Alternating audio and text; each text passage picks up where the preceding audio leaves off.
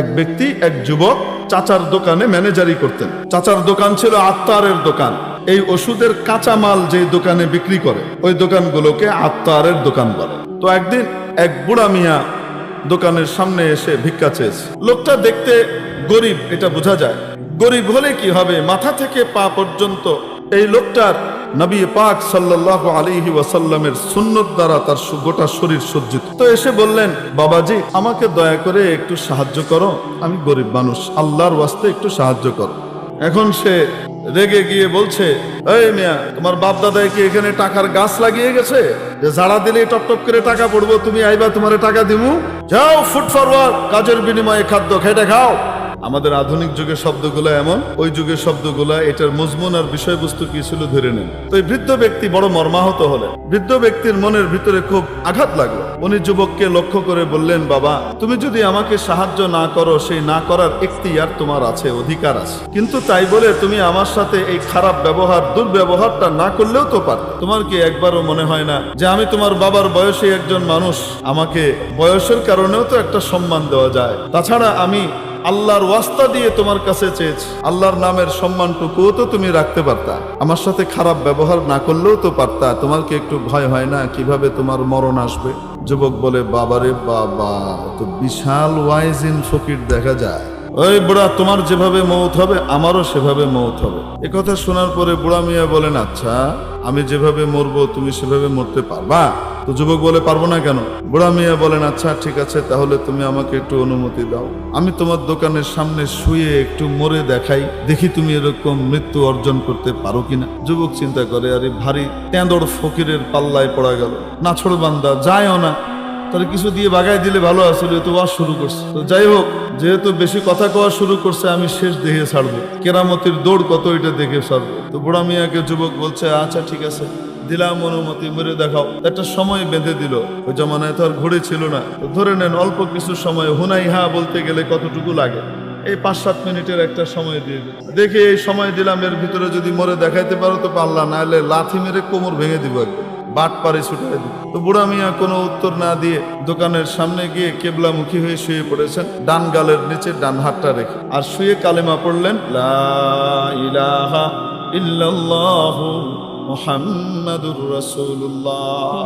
এই কালেমা শরীফ তেলাওয়াত করে পড়ে ওই ভদ্রলোক চোখ বন্ধ করে শুয়ে পড়লেন। নির্ধারিত সময় পার হয়ে গেল, আরো সময় পার হয়ে যায়, বুড়া মিয়া নড়ে চড়ে না, চোখ বন্ধ করে শুয়ে আছে। আর ওদিকে যুবক তাকাতে দেয়, বুড়া মিয়া উঠা।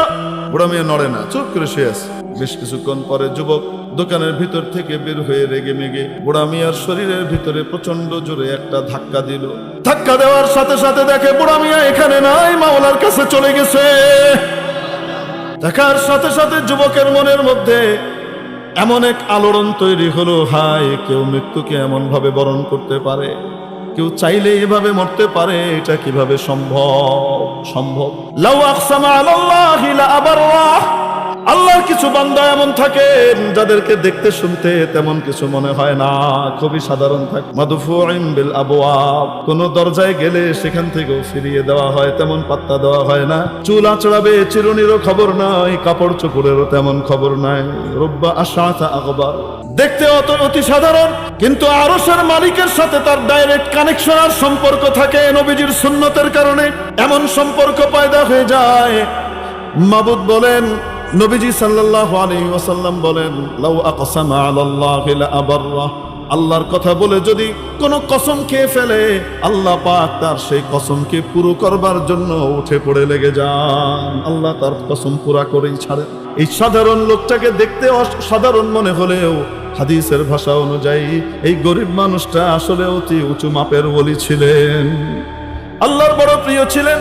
মাবুদের কাছে প্রার্থনা করেছেন, হে আল্লাহ, আমি এই যুবককে একটু শিক্ষা দিতে চাই, তুমি আমাকে কবুল করে নাও, আমাকে নিয়ে যাও।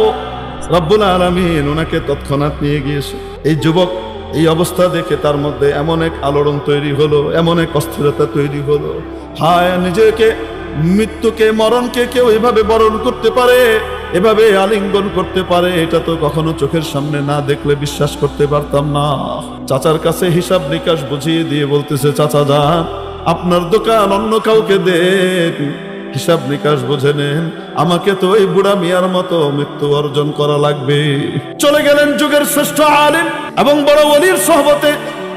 ওখানে গিয়ে এরকম মরণের জন্য বললেন, আমি এরকম মৃত্যু লাভ করতে চাই যে মৃত্যুর জন্য মাবুদের তরফ থেকে ডাক আসবে, ফেরেশতা ডেকে বলবে, ইয়া আইয়াতুহান নাফসুল মুতমাইন্না ইরজিই ইলা রাব্বিকি রাদিয়াতাম মারদিয়া। ফেরেশতা এসে বলবে, ইয়া আইয়াতুহান নাফসুত তাইয়্যিবাহ ইরজিই ইলা মাগফিরাতিন মিনাল্লাহি ওয়া রিদওয়ানিহি। আমি তো এমন মৃত্যু অর্জন করতে চাই যেই মৃত্যুর পরে মাবুদ ডেকে বলবেন, ফাদখুলি ফি ইবাদি ওয়াদখুলি জান্নাতি। ও আমার প্রিয় বান্দা, আমার বান্দাদের মধ্যে তুমি ঢুকে যাও এবং আমার জান্নাতে প্রবেশ করে ফেলো। আমি এমন মৃত্যু লাভ করতে চাই। ওই বুজুর্গের তত্ত্বাবধানে থেকে সুন্নতের উপরে পরিপূর্ণ আমল করে মুজাসসাম পায়কারে সুন্নত হয়ে গেলেন এই যুবক। যুগশ্রেষ্ঠ ওলি হিসেবে খ্যাতি লাভ করলেন। বর্তমান বিশ্ব আজও ওই যুবককে স্মরণ করে শেখ ফরিদউদ্দীন আত্তার রহমতুল্লাহ আলাইহি নামে।